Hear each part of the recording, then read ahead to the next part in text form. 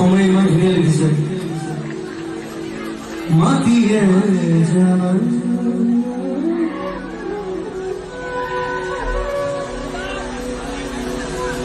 লোলে খাবতি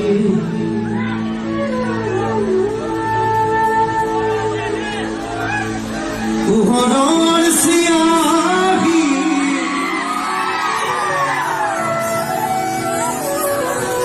পৰিছে স্মৃতি